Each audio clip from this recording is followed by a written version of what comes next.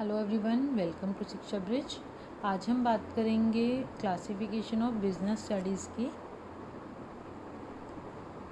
सबसे पहले term use किया हमने कॉमर्स। आखिर कॉमर्स होता क्या है? कॉमर्स क्या है? Purchase and sale of something for money. जैसे कि हम बात करें अगर बिजनेस, तो अगर हम कुछ भी परचेज कर रहे हैं या फिर सेल कर रहे हैं पैसे के लिए, तो वो क्या कहलाएगा? Commerce. What ever is produce must be consume. जैसे हमें पता है कि अगर हम कुछ भी प्रोड्यूस करते हैं तो अब हमें उसे क्या करना है? कंज्यूम तो करना ही है ना। तो जो भी चीज़ प्रोड्यूस हुई है उसको हम किसी न किसी चीज़ के थ्रू ही वो कहाँ तक जाएगी? कंज्यूमर तक जाएगी। तो it refers to all those activities which help directly और indirectly in the distribution of goods to the ultimate consumer. मतलब कॉमर्स हेल्प करता है हमें डायरेक्टली और इनडायरेक्टली गुड्स को अल्टीमेट कंज्यूमर तक पहुंचाने के लिए। कंज्यूमर कौन है? हम लोग। और प्रोड्यूसर कौन है? जो उस आइटम को प्रोड्यूस कर रहा है। और कॉमर्स क्या है? एक लिंक है बिटवीन किसके? प्रोड्यूसर और कंज्यूमर के। हम डायरेक्टली जाके प्रोड्यूसर से नहीं बोलते हैं ना कि हमें वो गुड्स दे दो। हमारे बीच में एक इंटरलिंक होता है, किसी के थ्रू हमारे तक वो जो गुड्स हैं वो पहुंचती हैं। तो जो कॉमर्स है वो एक स्मूथ बाइंग और सेलिंग में हमें हेल्प करता है। In other words we can also say that it includes all the activities which are necessary to bring goods and services from the place of their origin to the place of their consumption. या फिर हम ये भी कह सकते हैं कि इसके अंदर सारी एक्टिविटीज़ इंक्लूड होती है, जैसे कि ट्रांसपोर्टेशन हो गई, कैरेज हो गई, और जो भी गुड्स हमारे तक पहुँचा रहा है, जैसे भी वो गुड्स को हमारे तक पहुँचा रहा है, वो सारी एक्टिविटी कॉमर्स के अंदर इंक्लूड हो गई। Which are necessary to bring goods and services from the place of origin. मतलब कि ऑरिजिन क्या है? Production unit. और कंजम्पशन मतलब कंज्यूमर्स कहाँ पे है? या तो वो शॉप्स होगा, हाउस होल्ड होगा, जहाँ तक भी वो गुड्स पहुँच जाए। ठीक है ना। अब एक अकॉर्डिंग टू एवलिन थॉमस जो है वो क्या कहते हैं? Commerce is the field of study that deals with the business and its operation. Commerce जो है बिजनेस और उससे जुड़े सभी कामों की एक स्टडी है। नाउ हम बात करते हैं टाइप ऑफ कॉमर्स। कॉमर्स कितने टाइप के हैं? 2 टाइप्स के। First is trade and second is auxiliary to trade. Trade के अंदर भी 2 तरीके के आते हैं, एक इंटरनल ट्रेड होता है और एक एक्सटर्नल ट्रेड होता है। So trade involves buying and selling of goods and services. It act as a link between manufacturer and consumer. Manufacturer और कंज्यूमर के बीच में जो भी चीज़ ट्रेड हो रही है, मतलब कोई भी चीज़ अगर जा या आ रही है, तो वो क्या कहलाएगी? ट्रेडिंग। अब ट्रेड भी 2 टाइप के होते हैं, एक इंटरनल ट्रेड एंड एक एक्सटर्नल ट्रेड। इंटरनल ट्रेड जैसे कि इन मतलब अंदर, तो जो भी चीज़ किसी बाउंड्री के अंदर हो रही है। फॉर एग्जांपल अगर हम इंडिया ले लें, अगर कोई भी चीज़ हम इंडिया से ही प्रोड्यूस कर रहे हैं या इंडिया से ही ख़रीद रहे हैं या इंडिया में ही बना रहे हैं और उसको होल सेल भी कर रहे हैं या रिटेल कर रहे हैं, कुछ भी अगर इंडिया का ही कंज्यूमर उसको यूज़ कर रहा है, तो वो क्या कहलाएगा? Internal trade. It is also known as the domestic trade और inland trade. It means trading within the geographical boundary of a country.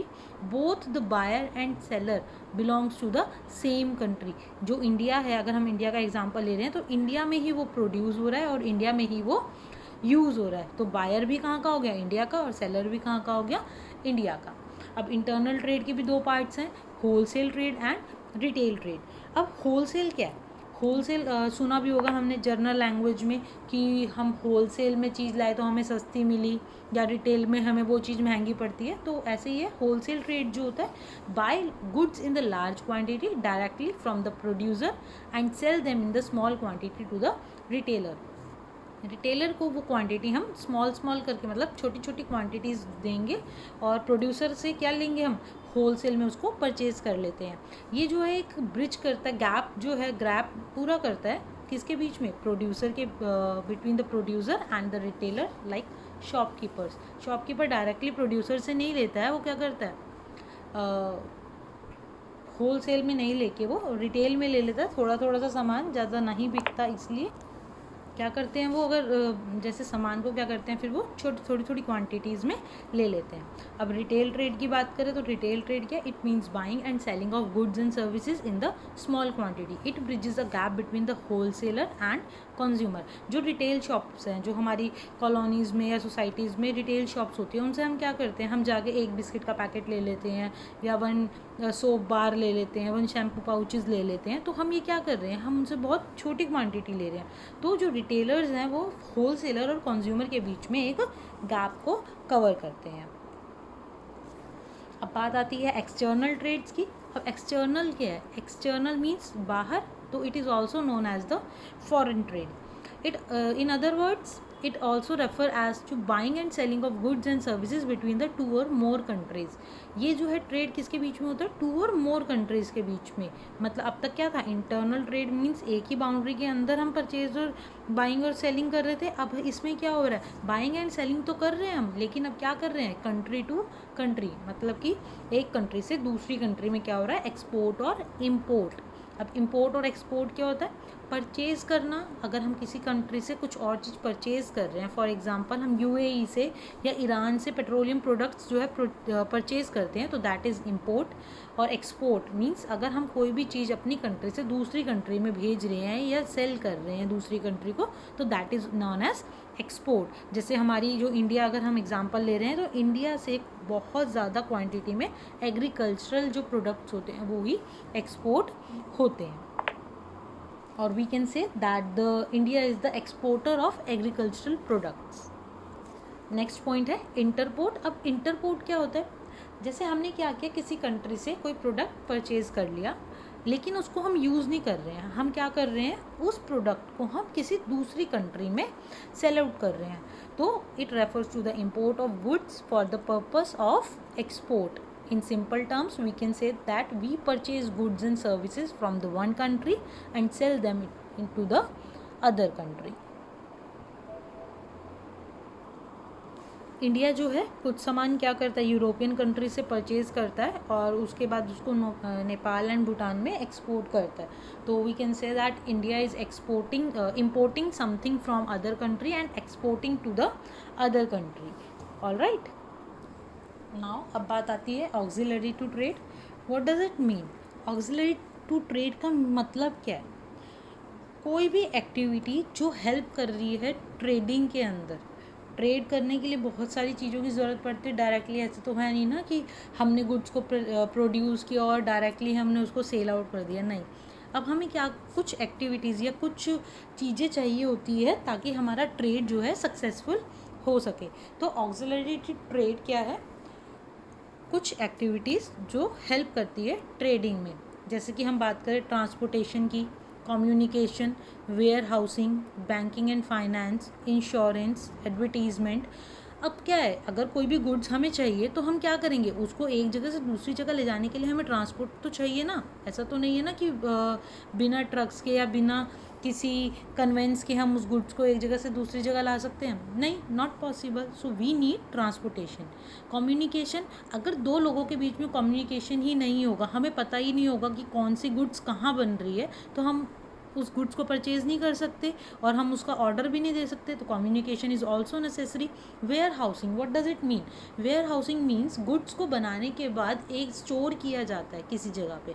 अब उस स्टोर को हम क्या नाम देते हैं, वेयर हाउसिंग, जहाँ पे टेम्परेरी पर्पज़ के लिए हम क्या करते हैं, गुड्स को सेव करके रखते हैं ताकि वो ख़राब ना हो, चूहे ना खा जाएँ, कीड़े ना लग जाएँ, तो उसको प्रोटेक्ट करते हैं हम वेयर हाउसिंग में. Next is banking and finance. Banking and finance क्या हेल्प करता है, हमें पैसे देने में, या फिर हम लोन्स ले सकते हैं. तो क्या होगा, बैंकिंग एंड फाइनेंस तो सबसे ज़्यादा इंपॉर्टेंट है. अगर पैसा नहीं होगा तो प्रोडक्शन नहीं हो पाएगी. Next is insurance. Insurance is also as necessary as finance. क्या होता है कि गुड्स हैं हमने स्टोर हाउस में रखी, किसी भी प्रॉब्लम, कोई भी ऐसी प्रॉब्लम आ गई जिससे मान लो हमारे उस वेयर हाउस में आग लग गई. अब क्या होगा, सारे गुड्स क्या हो जाएंगे, डिस्ट्रॉय हो जाएंगे. उनसे सेव करने के लिए हम क्या करेंगे, इंश्योरेंस करवाते हैं. जैसे आजकल लाइफ इंश्योरेंस होते हैं, पॉलिसीज़ होती हैं to protect our self, medical policies होती हैं. Same as that insurance is for the purpose of production, या फिर हम ये कह सकते हैं कोई भी गुड्स एंड परचेज का या कमोडिटीज़ की इंश्योरेंस होती है। Next is advertising. अब जैसे हम लोग सब देखते हैं, टीवी देखते हैं, टीवी में क्या होता है, ऐड आती है, तभी हमें पता चलता है कि कोई भी प्रोडक्ट कैसा है, उसकी क्या क्वालिटीज़ हैं, क्या हो रहा है, वो हमें एडवर्टीज़मेंट के ही थ्रू पता चल रहा है। हम बैनर्स देखते हैं, हम रोड्स पे जाते हैं तो हम बैनर्स देखते हैं, कुछ लोग पैम्फलेट्स भी छपवाते हैं, तो ये सब चीज़ क्या है, advertisement. So all these explain here. Auxiliary to trade क्या है, एक्टिविटी विच असिस्ट और support trade are known as auxiliary to trade। They remove various hindrance in the production and distribution, मतलब जो रुकावटें ना आए इसके लिए बहुत हेल्प करता है। ट्रांसपोर्टेशन हमने बता दिया कि एक जगह से दूसरी जगह ले जाता है गुड्स को। कम्युनिकेशन हेल्प करता है, लाइक टेलीफोन हो गया, कोरियर सर्विसेज हो गई। वेयर हाउस जो है, time lag between production and consumption के बीच में जो टाइम लैग होता है उसको कवर करने में हेल्प करता है। सेफ्टी रखता है हमारे गुड्स की, प्रोडक्ट को स्पॉइलेज से बचाता है। बैंकिंग एंड फाइनेंस हमें लोन्स प्रोवाइड करने में हेल्प करते हैं, जैसे कि हम हाउस लोन भी लेते हैं, कार लोन भी लेते हैं। इंश्योरेंस भी जैसे बिजनेसमैन को रिस्क लेने में हेल्प करता है, गुड्स का लॉस होने से बचाता है। गुड्स अगर ट्रांजिट में है, मतलब रास्ते में और डैमेज हो जाएं या थेफ्ट हो जाएं, चोरी हो जाएं, उससे बचाता है। कोई नॉमिनल वैल्यू होती है उसकी, वो हमें मिल जाती है अगर ऐसा हमारे साथ कुछ नुकसान हो जाता है तो। एडवर्टीज़मेंट जो है हमें हेल्प करती है, मीडिया के थ्रू या न्यूज़पेपर के थ्रू हमें उस प्रोडक्ट की जानकारी मिल पाती है। दैट्स इट, इतना ही है इस वीडियो में। For more videos you can like, share and subscribe this channel, and also share it with your friends. Thank you.